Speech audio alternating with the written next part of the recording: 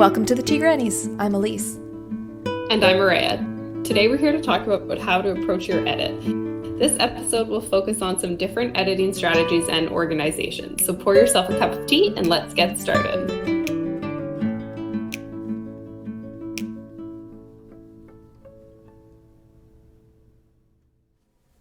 So getting to the end of your story, or of your first draft maybe, is one of the hardest parts of writing, the first draft. Like, I think some people struggle with the beginning. I've never had that problem. The beginning has always come very easily for me.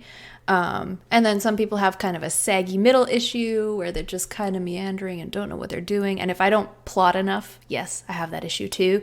But the ending is like, everything's all coming together. It's all culminating into this final grand thing. And you want it to be perfect. Like, you want to do it justice. I think that's a lot of people get stuck on the ending, on trying to write it and feeling like it's just either they don't want to or they're scared to because they're afraid that they won't do the story justice after putting all of this work into it and all of this effort.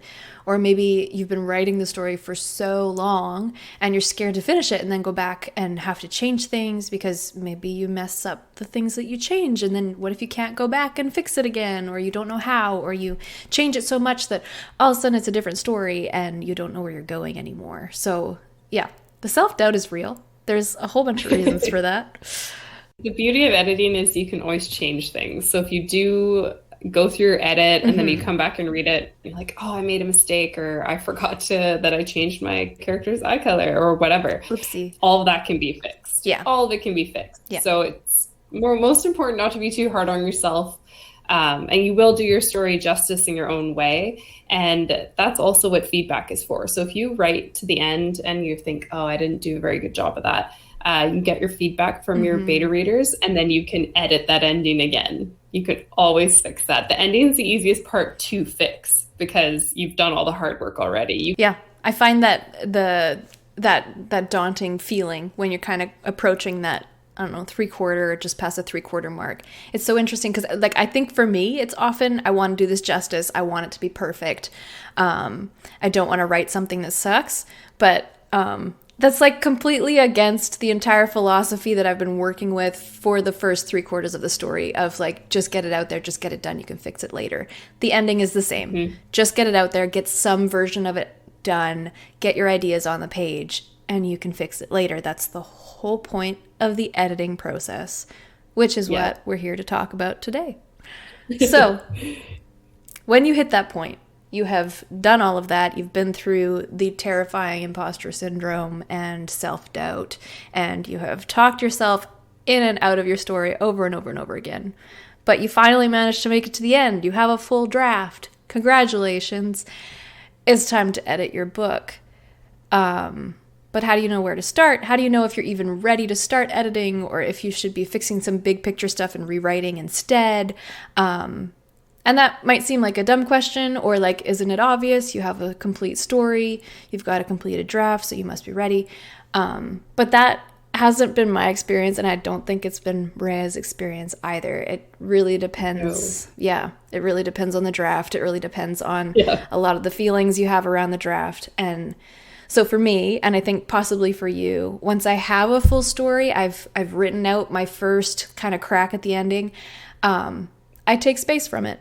I put it away. I don't literally put it in a drawer, but that's a helpful analogy. I put it in a drawer and I lock the drawer and I don't think about it for at least 2 weeks, but at this point it's been anywhere from 2 weeks to 2 months to now. I think I'm 6 months away from one of my drafts. So I'm about that for one of mine too. Like 6 months away from it. I'm a couple months away from working on it again. Yeah. But the shortest amount of time I take away is about a month.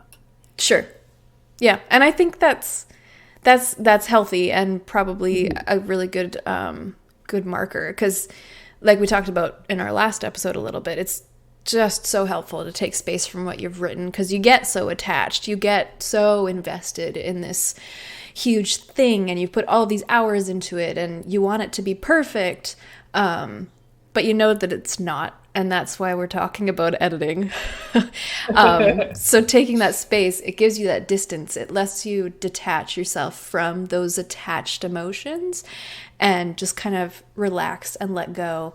And this can help so much with everything from basic clarity to being able to kill your darlings, because now you can be hopefully a little bit more objective.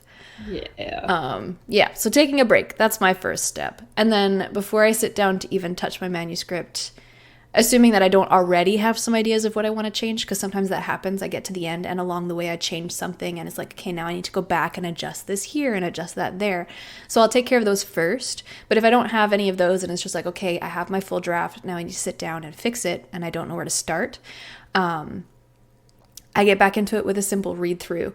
And my number one rule when I'm doing that is to sit on my hands. And that's something I heard from an editor once of, if you have time with a contract, the first thing you do is you do a first pass, you read through the manuscript you're supposed to edit, and you don't touch anything. But that doesn't mean you can't take notes along the way. So yes, I'll take notes. Yes, I'll make little notations or comments of, ooh, flag this, ooh, this needs to be adjusted because of this, but I'm not actually digging in and starting typing and fixing anything, because I don't want to get into that nitty gritty here. I don't want to get distracted with copy edits. I want to just get an idea of the full picture. How does it all come together? How are my character arcs doing? How is my plot doing? Do I have some subplots that just kind of don't fit? And I find it's easiest to identify those when I've come back from a break and I'm just doing a whole read through. And then once that is done, I try to organize my edits into the categories that make sense. So this last time I was working with multiple POVs, point of views, and I did it by character. So I arranged my edits under a heading of my character's name, and then chronologically based on chapter order. But the order that you do your edits in could be very different depending on where you're at and what you prefer and what your story needs. And then I'm ready to begin implementing those edits to try and get a draft ready for feedback from people, because there's no way this is final draft business at this point. I need people to keep, I need people to keep giving me feedback throughout the editing process. Like, it's not just a one and done. First draft, everyone read it. Okay, take that feedback, fix it. Now it's good. I do at least 2 rounds of feedback on a complete draft. And if I can do 3, that's ideal. And I try to mix it up and have different people look at it, because different people are going to catch different things. Mm-hmm. I have a very similar process. So I always take the break a month, sometimes longer, depending on what's going on in my life. And then I go through it, like from beginning to end as a reader. I actually don't even make notes in the doc. I only allow myself to make a list of notes for big things. I don't let myself touch anything small, because if I notice it, I'm sure I'll notice it again. It's very rare that you're going to skip like a spelling mistake or something. And so then I kind of make editing list. And after I've read it, like I sit on that for a couple days too and think about, okay, so these are the edits I've come up with so far. This is what I liked and this is what I didn't like about my story when I read it through. And then I try to visualize on it to be in its completed form. And so if the story I'm visualizing is so different than the draft, which is what's happening to me with the one that I haven't come back to yet, then I know that needs a rewrite, not an edit. And then in the case of my last project, it really just needed to be bulked up and edited. It didn't have any major changes. Like the first chapter and the last chapter have been like stylistically cleaned up and stuff, but they're the same. Everything that happens is the same as it was in the first go around. So that just really depends on your story. And it depends, my earlier stories needed a lot more rounds of that exact thing. But now it takes me kind of one round. I go, okay, this is what I need to do with this. So then I kind of get into my pre-editing. So Elise we talked about style sheets last time, and that's something I'm trying to get into. I always start a style sheet and then it just kind of sits there. So I usually start my style sheet and then abandon it, and whatever works for you.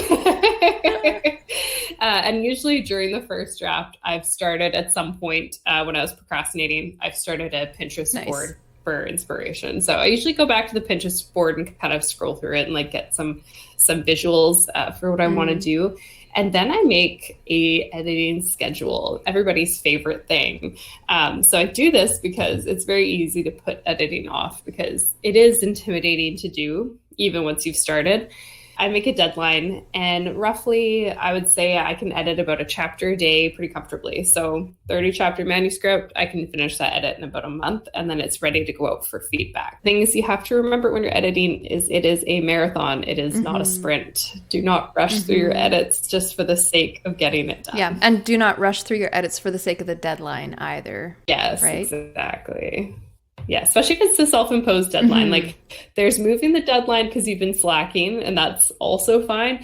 And then there's moving the deadline because you've got more to do than you first thought, and that's also fine. Sometimes absolutely. You're going to pick things up along the way. Like you might be editing a section and change something and realize, oh, that affects this other thing down the road or previous, and then you have to go back and fix that. So it's constantly moving the puzzle pieces and trying to keep track of them. But then once you've been through kind of a first round of edits, yes, you've been moving the puzzle pieces around. So you need that feedback in order for people to catch the things that maybe you forgot to note down, forgot that you changed, didn't realize this affects that. That's where it all kind of ties together. And then I think probably the biggest tool that I use is, like you said, the style sheet. And I do a very similar thing where I started at the beginning and then I abandon it because it's like writing is way more fun when I don't have to think about the details. And then I come back to it when I have that finished draft or when I'm procrastinating at the 3/4 mark and I don't want to write and I'd rather just, That's a good idea. I should try that next time when I'm procrastinating. Be like, if you're going to not write your story, you need to work on the style sheet and then watch me pound out like 1,000 words of actual writing just to avoid the style sheet. It's all brain tricks. All of it is brain tricks. That works. Sounds like a really good strategy. But it is a really useful tool once, like at whatever point it becomes useful to you. It doesn't have to be right away. But when you get into your editing or you're thinking about starting those edits, that is where I would start. That's kind of how I get my brain into that zone, into that mode. It's like, okay, here are all the details I need to think about. And then I feel like I'm ready to edit. I'm ready to think about that. But it's basically just your tool to keep consistent and organized as you categorize your world. So if you're going through and realize these characters' names are too similar and they show up in the same scene a lot, you change the one name, pop it in the style sheet, get the right spelling right away, and then you can do a find and replace later and take care of those nitty-gritty things at another time. And you don't need to be thinking about consistency things like whether you're using Canadian or American English spelling or whether your punctuation is a certain way or not. Like at this stage in the editing process, that's copy edit stuff. That's not something you need to put your energy into because it could change along the way and it's just not important. But what I do use that for kind of right at the start, if I haven't already done so, and like I said, if I'm procrastinating writing the ending, I might go through and collect all of the character descriptions that I have. So I'll search for the names of my characters for the very first time they show up and see, okay, how did I describe this person? Because it's really, really handy to have those listed in that style sheet as I'm doing the edits, because then I'm catching, oh, I changed their eye color halfway through or whatever it is, like I described the wrong thing. It happens way more often than you might think. And then as I'm doing that, I also try to have 2 or 3 people in mind who I'm planning to request a read through and high level feedback from when I'm done. And that's why it's helpful to set that deadline, to have that schedule, because like I can poke those people a couple weeks ahead of time and say, hey, I'm in edits. Are you interested in beta reading for me, or whatever it is, however I want to word that. And then I'm giving them a heads up. And if I have that deadline, I can say, this is when I'm expecting to be done. Do you have time and space at that time? Or when is your schedule free for this? And then that's my deadline. Because people have lives and it's a pretty big ask to get them to read an entire story and tell you whether they love or hate it and why. Yes, that's a big job. So I try to use the people in my life in the best way possible so that they don't hate me. And so far it's worked out okay. So Yeah. Those are some of the things that I find the most helpful to have done before I start. I know, Maria, you have a few more, so let's hop on over to yours. Yeah, so I usually don't do a deep dive edit until I have feedback Okay. already. And this is partly because I write skinny, right? Right. So I usually have to add. So I usually do that first read through. I make some notes. I fix like the glaringly wrong Yeah. things. And then I usually send it for feedback. Like I sent this last project out for feedback when it was like 57,000 words. Right. And then my actual end goal was going to be like That's 80,000. right. But I was like, I need to know what more needs to be done before I start writing random scenes that maybe don't belong. Fair. So when I talk about my editing process, I always have feedback already. And sometimes this is feedback from like our monthly workshops. So like the next story that I'm going to basically do an overhaul on, I'm still going to look at the feedback I got and just see like what hit with the readers and what didn't. So that's good. And then I like having the feedback from like at least two beta readers. Usually go for two. Sometimes it's just you in the first Why round. not? It just depends. Depends. So I have feedback from at least one reader. I have a list of big picture edits, and then I have a list of small things that I'd like to maybe add or just double check for consistency. And then I compile all the feedback into one document. And usually when I send my draft out for feedback, I have a list of questions for the beta readers. Yeah. So I put them all in the same doc so that I can refer to the feedback as a whole. And then I give myself another deadline for when it needs to go back out to beta readers. And then I go with the schedule that I already mentioned, which is roughly a chapter a day. Sometimes I do more. It just depends. Some days I don't do any because like life, day job, and things like that. So I kind of give myself like, if I'm like, okay, I have 30 chapters, I could do a chapter a day, but I'm going to need some leeway, give myself maybe 40, 45 days or whatever. And that's all I have before I start. Most importantly is the lists, which we're going to jump into next. Yes, lists and lists. Style sheets are one kind of list. But I think we're talking about editing lists now, which is another thing entirely, which is maybe a little bit scarier. Style sheets are kind of rules and already established things. Editing lists, that's where you actually have to think. Oh, that sounds exhausting. Okay, so your edit list is going to be, believe it or not, is going to be your best friend as you start fixing up your draft. Because like we said before, you've got all these puzzle pieces, you've got all these moving parts, and if you don't start writing them down, it's really easy to lose track of them or forget that you changed a little thing there that affects everything else, or you added this little, like I'll do this sometimes where I add a little detail in towards the earlier part of the story, and then I want to use it in foreshadowing and with different other things. I was like, okay, I have to add these little lines here and there, and it just becomes this super intricate little game that you play. So the way that I keep track of it is with my master list. And I also use that to keep me on track because I've got these big picture things that I need to focus on. And I don't want to start getting distracted by the little pesky copy edits when I haven't even looked at the overall structure of the story and whether these scenes should even exist or not. Because if I start editing the phrasing of this one scene because, it could be worded better for the pacing or whatever it is, and then I come back through and I remove the scene entirely, I've just wasted so much time. And I'm always complaining about how little time I have. So work smarter, not harder. Exactly. An edit list will help you do that. And I tend to organize mine, like I said, with my characters and POVs and all of that. But also, as we talked about in the last episode, the stages of editing, which starts with the high level and moves down to the smaller pieces. I organize my edit list based on that, essentially. So I focus on my biggest big picture stuff first, and I work through that as much as I can. And then if I'm getting stuck or if I feel like I've cleaned all that up as best as I can, then I move down to some more nitty gritty before sending it for feedback again. Yeah, and so when I write from multiple point of views, I still edit in chapter order because that's just what works for my brain. So after I've done the initial, this is way after I've got everything ready to go, I do another read through, and that's how I make my edit list. So I kind of go chapter by chapter, and I'll have my list of like chapter 1, like just check language or do a stylistic edit on my chapter 1, say, and then chapter 2, like I'm in another character's point of view. I have to fix this and this, and then I kind of roll through that, and I do them chapter by chapter, and then I also do a list of scenes that need to be written, and this usually comes to me like when I'm prepping for the edit. I'm like, okay, I need about 10 more new scenes, and I'm going to put them in their own doc, and I have like new scenes, and I write them kind of there, and then I kind of find out where I'm going to put them.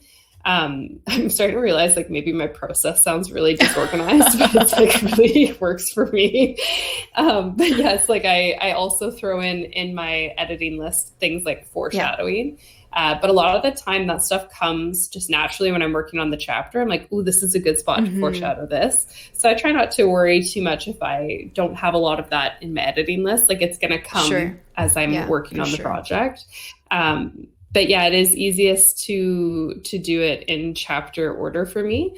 And I also, when I get stuck or when I'm not sure what I'm going to do, I will either talk to Elise or like my husband or someone about my story. And it usually helps me puzzle out what needs fixing or what more needs to happen. And like when I sent my last project out and I got it back, like I had all the beta readers asking for more of the romance and like more from my male character's point of view. So it's like, whoa, that's a lot. Like, and I was like, oh my gosh, how am I going to write all this? Anyway, I just added like, I don't know, 10 more chapters. It's fine.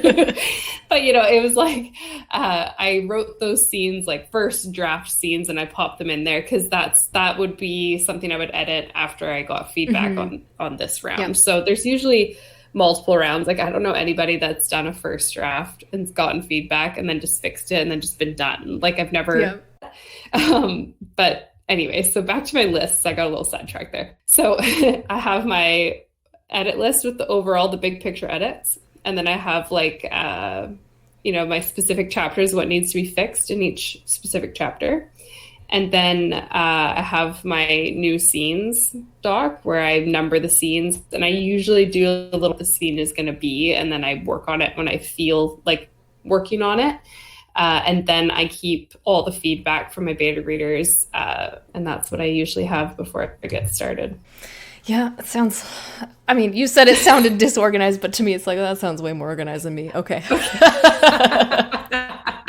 My brain just sometimes feels all over the map. And like also just like for so everybody knows I write in Scrivener, so it's really easy for me to go back and forth between docs. Like I don't have to have multiple like Word docs or anything. I've tried Google Docs and stuff. I like it for like our podcast stuff, and like we write our like book reviews and stuff in there, but for my actual stories, like I've really enjoyed using Scrivener because it helps me stay pretty organized. And I have like on the left side is like a list of everything, like so all my chapters, and then I have like different binders or whatever for like brainstorming or edits. Like I have a whole thing for edits, and then there's like a drop down with like 6 different docs there, and that's been super helpful. And there's also a spot on the right hand side, at least the way I have it set up for mine, where you can make little notes for yourself. And so I do that. That's where I put my edits for the chapter. Sometimes like when I sit down to work on say chapter 6, so I look at my edit doc, I'm like, oh, I got to do this. And I put that in the little notes so I can just kind of refer back to my little notes as I'm going through the chapter without swapping too much. It's little things like that that make it a little more streamlined for me. Yep. Yeah, no, if you struggle with organizing your work and keeping track of your files and stuff, or you're really into organization and that's important to you, like me, and we love you for it, then I think Scrivener is a really good option. I find organizing my files in Google Docs or on my computer it works really well for me, so I'm not willing to pay for it, but it's not a huge expense. It's actually fairly easy to find coupons for it. So yeah, especially if you win NaNoWriMo, you get like half price or whatever, which is how I got mine. Nano's a great way to do that. So yeah, organizing your edits, even like if you're fine with the drafting stage and you can keep organized, whatever, but for organizing yourself for the editing stage, it sounds like a really useful tool, and I can see how it would be a huge benefit. I know that you've talked about how you've used it where like we've been chatting to brainstorm something out and you're like, oh, that's good. So you'll copy paste something that I said or that we were talking about into your Scrivener just to keep it so that you don't have to scroll back up through the messages, right? Yes. So. Oh my gosh, I love that. It works really well. And sometimes I'm looking at my edits and I start laughing. So it's like right out of our conversation. So like without context, it makes no sense. Like to the outsider, they'd be like, what the heck are they talking about? But it makes sense for us. But and that's what matters. That's the best part about brainstorming. Yeah. And yeah, I'll never complain about brainstorming. I know you say like, usually you'll verbal process with me and like I put it all on Elise. Wow, such a chore. But it's like, no, that's my favorite part. That's it's what makes things fun. You need to brainstorm. That's why the thing is that so many people think that writing is a solitary thing, and the actual like writing of it actually it is like when you're writing, but to figure out your story and the edits and the beta reading, like you actually need a little community of people to do that with. I mean, I talk to my husband sometimes about what I'm going to do and he goes, yeah, like that sounds good. But like he hasn't been reading my story. So like, and he's going to tell me everything sounds good. Exactly. So I need someone who's actually going to read it or who reads that genre and I can like bounce ideas off them. Like my husband reads like biographies and like World War II stuff. So he's not a great help for fantasy back and forth. Although he's pretty good when I'm like, do you think someone would bleed a lot if you did this? And he'll be like help with that. The nitty gritty, gross details. Yep. You need different people for different brainstorming purposes. So true. So true. We need a doctor friend, and then we could really nail those. Yeah. Maybe I can find maybe I can find a nurse friend or something that would work as well.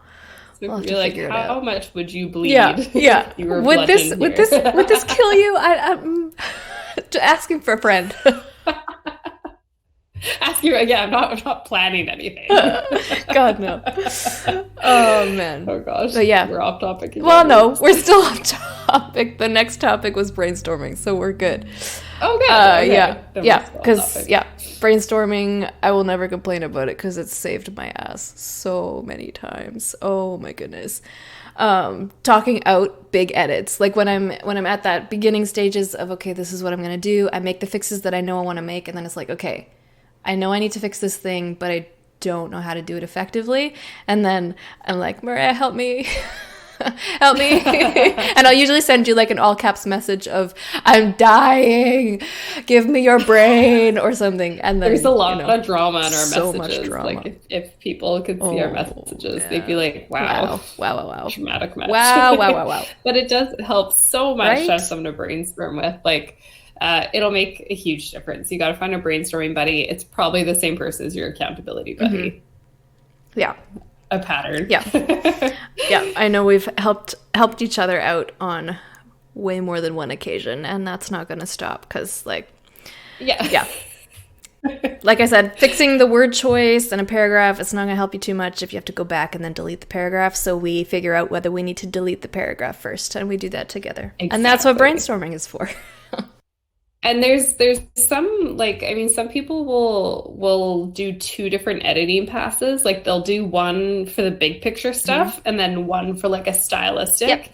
Yep. That seems like I just can't hold myself back from doing the stylistic at the same time. So it doesn't work for me to do two separate edits. So I do one edit. Okay. And I usually will go through the chapter before I start. I do a lot of reading and editing. As I'm saying it out loud. So I read it through and then I go, okay, here's the big thing. I fix the big thing. And then I go through it again and I add some details. The other one that's good too, this is where people get stuck on stylistic. You're not sure if it sounds good. Read it out loud. Yep. You will find the word that doesn't fit if you just read it out loud. Be like, okay, that sounds bad. And then you can fix it. And that's a huge help. So like when I'm editing, my husband can hear me mumbling sometimes and he knows I'm just reading things out loud. It helps a lot. Helpful. It's ridiculous. Yeah. And then, the other thing when you're editing, like, I mean, if you do like what I do and you do everything at once, it can be kind of overwhelming. But that's why you have your edit list. So follow your edit list. It's very tempting to jump ahead sometimes and just like, oh, well, I know I have to fix this in chapter 20 now. Well, just go to your edit list and make a note for chapter 20 and go back to where you were. Because skipping ahead, I mean, maybe it works. Like, everybody has a different system. I'm sure there's people that are good at just picking a chapter and like rolling with it. But for me, it makes the story feel not cohesive. So to make it feel cohesive, I got to do it in order so that it all makes sense. And then a lot of time, like when I was writing dual point of views, like I did it like twice, like in 2 editing passes where I had like the wrong time jump from one character to another, or you know, I needed another scene to make it flow properly. And that's the other reason you should try and edit in chronological order, because you're going to find the stuff that doesn't fit like that. And then the last, I think we've spoken about this before, when you're working on your ending, when it comes to your first draft, you can just, you know, if you're like me, you just write until you feel like it's over. That's the worst for me. But when you're editing, you should know your ending, and then you can write towards it. It's okay if you're changing that ending from your last draft. Of course, you can always change it. But you don't want to be halfway through your edit and then change your ending so drastically that you got to go back and start your edit again. And that's, if you're doing that, then maybe you need a little more feedback, or you need to go through it more thoroughly before you start actually getting into the edits, because you're just creating work for yourself. And if you're not sure how to end it and you haven't gotten feedback yet, then write the ending that comes like intuitively to you, to the characters, and then leave it there and wait for feedback. And then you'll be able to figure out, if you haven't written the ending, you're not going to be able to fix the ending, because you got to write it out and see how it works. And if you're like most writers, when you start writing it, it will start coming to you as you're writing usually. And then you can get to the end, and then you can go back and add your foreshadowing. That's the other thing. If you won't write the end, you can't go back and do all your foreshadowing and all that stuff that you want to do during your edit. So when I think I've said this before, when I was writing Roots of Blood, I wrote like 30,000 words and then axed them. And then I did it again, because the ending that I wrote, I thought it was where I wanted to go. But once I got there, once I'd written it out, it's like, oh, this doesn't work. Not because anything was necessarily specifically wrong with it, but it did not fit with the rest of the story, or it wasn't cohesive, or the character arc didn't slide into that space naturally, or whatever. I was jamming too much into too short of a section. There were all sorts of issues before I found the ending that worked. So know your ending before you get there, ideally. That will save you a whole lot of trouble. Ideally. You never know, right? But yeah. But you can't edit what you don't have. So if you're struggling with it, just write it out, even if it feels silly or whatever, because that feedback that you can get on it will help you decide, why is it silly? Why doesn't it fit? Maybe that's the thing that you need to get it done. So yeah. And then beyond that, I don't know, we've covered the big picture stuff. So I'll just go back to what I keep saying. Remember to leave the nitpicks till the very end. Don't get bogged down with your copy edits. Don't get bogged down with your grammar and your nitpicking on scenes that might change entirely with a more drastic edit. Or if you decide you need to rewrite a chapter. I have this one chapter in my current work in progress that I probably will have to remove, but I've edited it like 3 or 4 times, and I put a lot of work into it, but it actually is just a stupid, sucky chapter that should come out. So don't be stubborn like me. And yeah, if you jump ahead in the editing process and try to do all that little nitpicky stuff, you're creating more work for yourself. And way more. Don't need to do that. Work smarter, not harder. Exactly. And like, please finish your first draft before you do any editing. Yes. This is a tough one for new writers, especially. You want to like, oh, I'll just go fix this and then I'll carry on. And we did talk about this in our first drafts episode, so I'm not going to like go crazy on it. But you don't want to, waste all this time fixing things that will not be useful by the time you get to the end. Yep. So first draft has to be done all the way to the end before you edit. This is so important. And again, the foreshadowing, like, yeah, you do get a little bit done in your first draft, but the real work for that happens in the editing stage. Like when you're reading a book and you're like, you get to the end and you're like, oh my God, you like realize all the foreshadowing and you're like, wow, like they didn't do that the first time. No. That was later. No. So if you want to be that good and want to get that reaction, you gotta do it editing stages. So you have to have your ending or know your villain or whatever it takes for you to get that in there. You want to nail that when you're done your draft. You want to nail it. Write that first draft out, fly by the seat of your pants, do that, and then second draft is all about making it look like you did it all on purpose in the first place. So we'll talk a little about how our drafts went for our most recent projects, and that way you guys can get an idea of what the process looked like word count wise, because this is always kind of a tough one. You know, some people write more lengthy first drafts and some people don't. So you'll see the difference between me and Lisa's here. Yeah. And I think we've touched on this a little bit in previous episodes between like overwriting or writing a lot of words and having to cut back versus skinny drafts having to bulk it up because you're not quite meeting your genre word count that you're aiming for.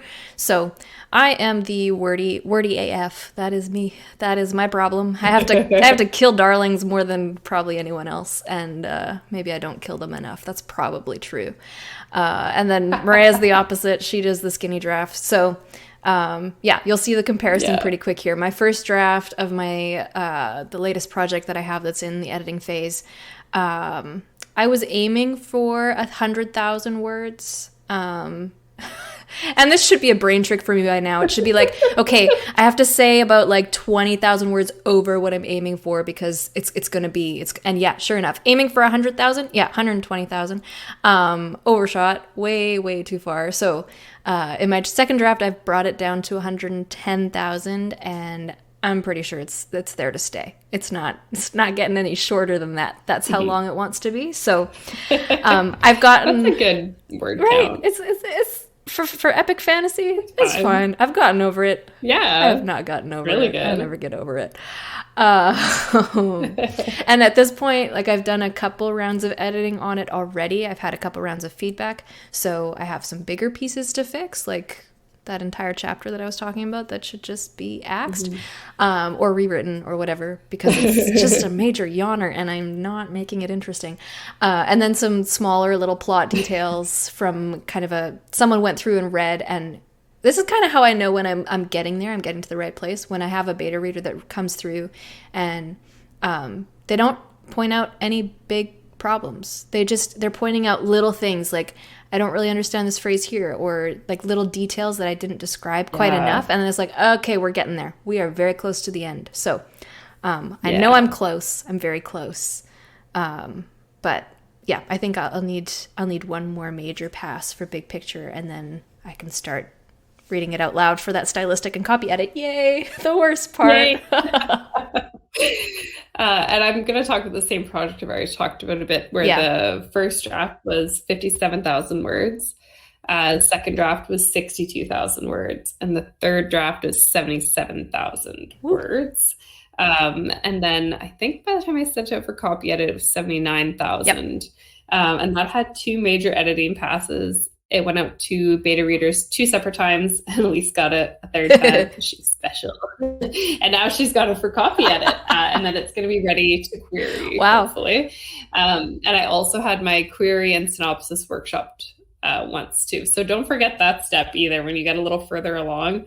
If you've done all this work on your draft to get it workshopped and edited, make sure you do the same to your query and your synopsis. That's a very important step. Yeah. But so that was so you can see I'm a very skinny first draft writer. I'd say most of my first drafts are about 50,000 words, and then most of my end projects are about 80,000 words. So I almost double my word count. Wow. When I'm done. Yeah. And it's because when I just want to get the story out, and I like leave all the details for later. So a lot of that bulking up is like new scenes or short added scenes, and a lot of it's setting in that too, because I really just kind of whip through my first draft and get it out. But yeah, everybody has a different process. Yep. I'm not sure what's easier to cut or to add. Like, I feel like either way you're writing the words. Yep.